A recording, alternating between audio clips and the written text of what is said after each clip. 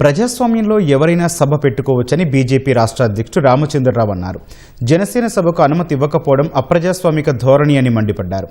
Congress emergency mind సెట్కు ఇది నిదర్శనమన్న ఆయన కాంగ్రెస్ నిర్ణయాన్ని ఎన్డీఏ తప్పుపడుతున్నట్టు తెలిపారు. తెలుగు రాష్ట్రాలు పరస్పర సహకారం, స్నేహభావంతో ముందుకెళ్లాలని, రెండు రాష్ట్రాల మధ్య విభేదాలు కాకుండా అభివృద్ధి కోసం పోటీ ఉండాలని రామచంద్రరావు వెల్లడించారు. ఎవరైనా ప్రజాస్వామ్యంలో సభలు పెట్టుకోవచ్చు. సభలు నిరాకరించడానికి అసలు అవసరం లేని ఒక సమయంలో సభని నిరాకరించినటువంటి ఎందుకు చేశారనేది దానికి కారణాలు కూడా ఎవరికేం తెలియదు. కాంగ్రెస్ పార్టీ అక్బరుద్దీన్ ఓవైసీకు నిర్మల్లో వారు పర్మిషన్ ఇస్తారు, నిజామాబాద్లో పర్మిషన్ ఇస్తారు, ఓదన్లో పర్మిషన్ ఇస్తారు మతాల్ని రెచ్చగొడుతుంటే.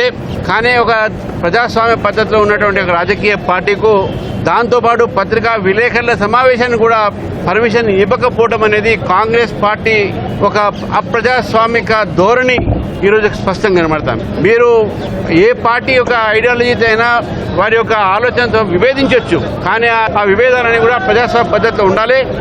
కాబట్టి కాంగ్రెస్ పార్టీ నిర్ణయాన్ని ఈరోజు ఎన్డీఏగా మేము తప్పుపడతా ఉన్నాం.